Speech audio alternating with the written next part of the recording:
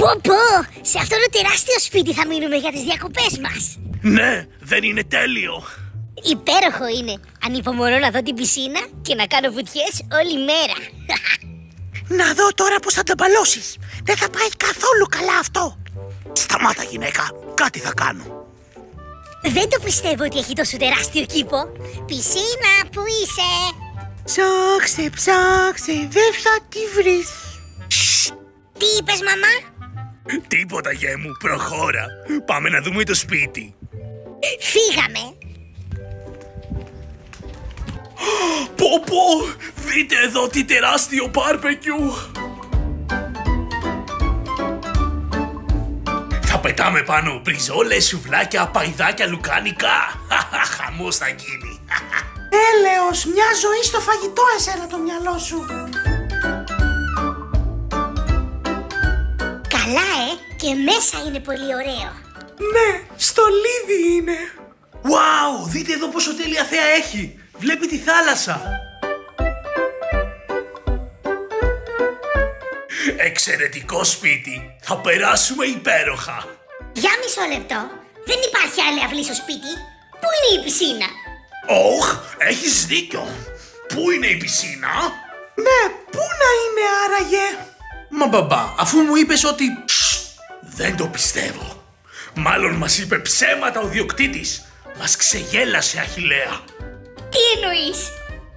Μάλλον δεν υπάρχει πισίνα. Δεν αισθάνομαι καλά.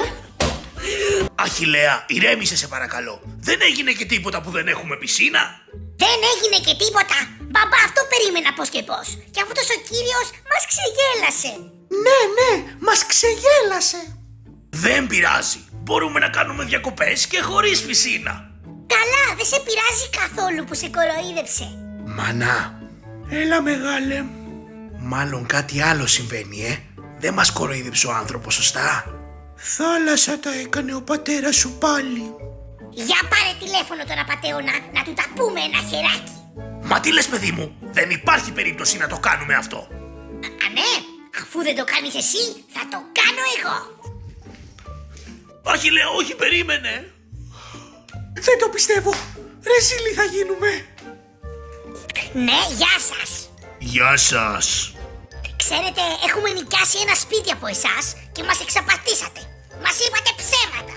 Μα τι λέτε, κύριε? Για ποιο σπίτι μιλάτε? Για ένα σπίτι εδώ στη μέση του πουθενά που δεν έχει καν πισίνα. Α, τώρα κατάλαβα. Μα σας έδωσα ακριβώς αυτό που μου ζητήσατε. Γιατί με κατηγορείτε? Ναι, και τι σας ζητήσαμε, κύριέ μου?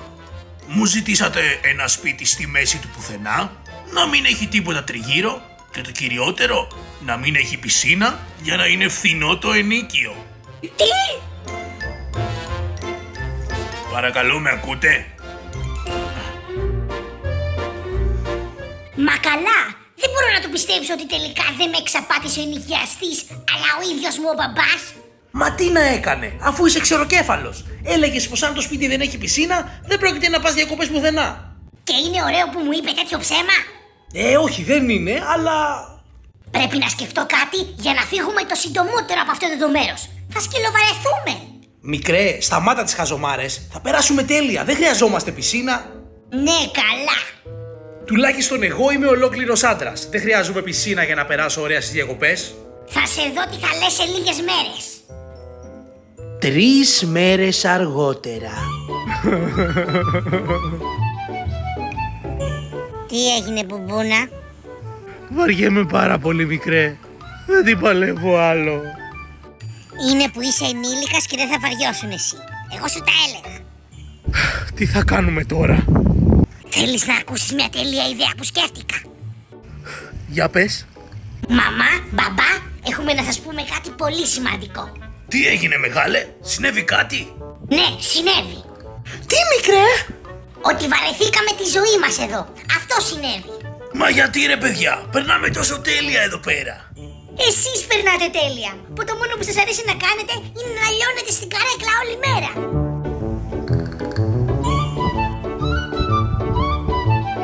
Τέλος πάντων, σκεφτήκαμε κάτι εγώ και ο Μπουμπούνας. Ωχ, για πες να ακούσω. Για τις υπόλοιπες διακοπές, εγώ και ο Μπουμπούνας να νοικιάσουμε το δίπλα σπίτι που έχει πισίνα. Εσείς μείνετε εδώ αφού σας αρέσει. Φυσικά, μικρέ.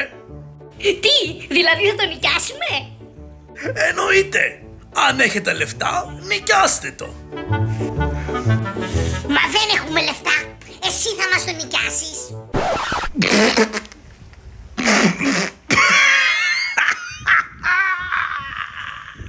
Τι θα κάνουμε τώρα? Πρέπει να σκεφτούμε κάτι καλύτερο.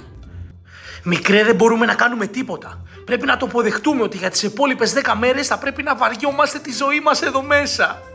Όχι, Μπουμπούνα, δεν θα το αφήσουμε αυτό να περάσει. Αφού δεν θέλουν με το καλό, θα τους κάνουμε να θέλουν από μόνοι τους να φύγουν από το σπίτι. Τι εννοείς? Έχω ένα σχέδιο. Ωραία, για πες τι κάνουμε. Λοιπόν, με το 3 θα φωνάξεις τη μαμά και τον μπαμπά και θα τους πεις ότι δεν είμαι καλά. Τα υπόλοιπα ας τα πάνω μου. Θα το κανονίσω εγώ. Εντάξει. 1, 2, 3. Μαμά, παπά, έλατε γρήγορα. Ο Αχιλλέας δεν είναι καλά. Τι έγινε? Έρχομαι. Δεν είμαι καθόλου καλά. Τι έγινε, παιδάκι μου? Δεν ξέρω, μάνα. Ο Αχιλλέας θα μας πει. Δεν ξέρω, μαμά. Πονάω το στομάχι μου από πριν.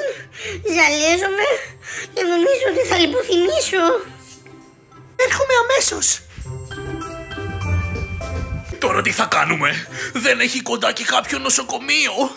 Μπαμπά, δυστυχώς, μία είναι η λύση. Ποια? Δυστυχώς να φύγουμε αμέσως από αυτό το σπίτι, μπαμπά. Αυτή είναι η λύση. Δεν έχουμε να πάμε πουθενά. Πάντα φροντίζει η Μανούλα για τέτοιες καταστάσεις. Για τον εμετό, για τις αλάδες, για τον πονόκυλο πριν το σχολείο, για τις λιποθυμίες, για τον πονόδοντο, για τα πόδια, για τα χέρια, επίδεσμος, χειρουργική γάζα. Αυτό που δεν μπορώ να καταλάβω, μικρέ, είναι πώς γίνεται πάντα η μαμά να έχει λύσει στα προβλήματα. Έτσι είναι όλες οι Ελληνίδες μάνες. Να το θυμάσαι. Το παρατήρησα και από τους φίλους μου. Δεν πρόκειται να τους ξεγελάσουμε για να γυρίσουμε πίσω. Πρέπει να το πάρουμε απόφαση. Και όμως μπορούμε, Μπουμπούνα. Με αυτό που σκέφτηκα τώρα, δεν υπάρχει περίπτωση να μην φύγουμε από το σπίτι. Για πες. Παπά, να σου πω.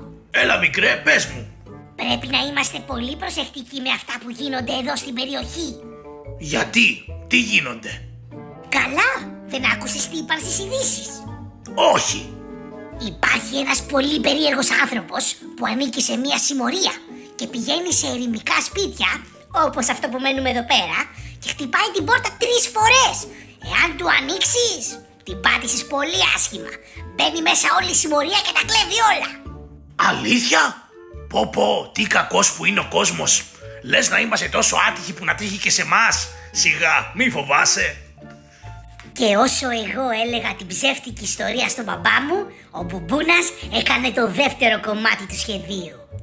Ναι, γεια σας, καλησπέρα σας. Καλησπέρα σας. Είμαι από την οικογένεια που νοικιάσαμε το σπίτι στη μέση του πουθενά, που δεν έχει καν πισίνα. Άντε πάλι. Κατάλαβα, πείτε μου.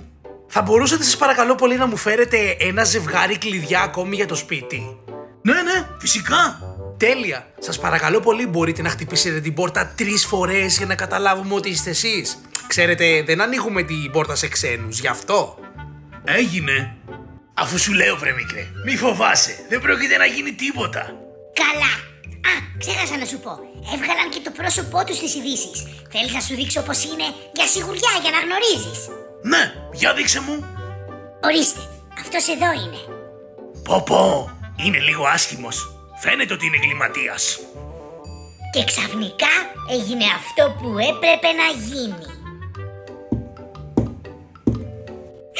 Ωχ, μπαμπά!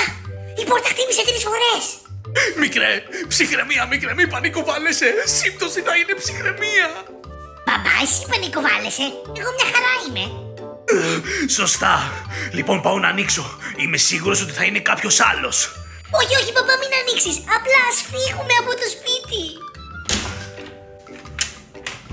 Γεια σας. Τρέξε, μικρέ, τρέξε. Ωχ, αυτό δεν έπρεπε να γίνει έτσι. Και κάπως έτσι πετύχαμε το στόχο μας. Σχεδόν βασικά. Γιατί το σχέδιο ήταν να φύγουμε επειδή θα τρομάξουν οι γονείς μου. Όμως τελικά φύγαμε γιατί μας έδιωξε η νοικιαστής μετά από την πουνιά που έφαγε από τον πατέρα μου. Και δίκιο είχε ο άνθρωπος. Τώρα εδώ που τα λέμε, και ο πατέρας μου δίκιο είχε. Εμείς φταίγαμε για την όλη κατάσταση. Τουλάχιστον φύγαμε από αυτό το βαρετό σπίτι.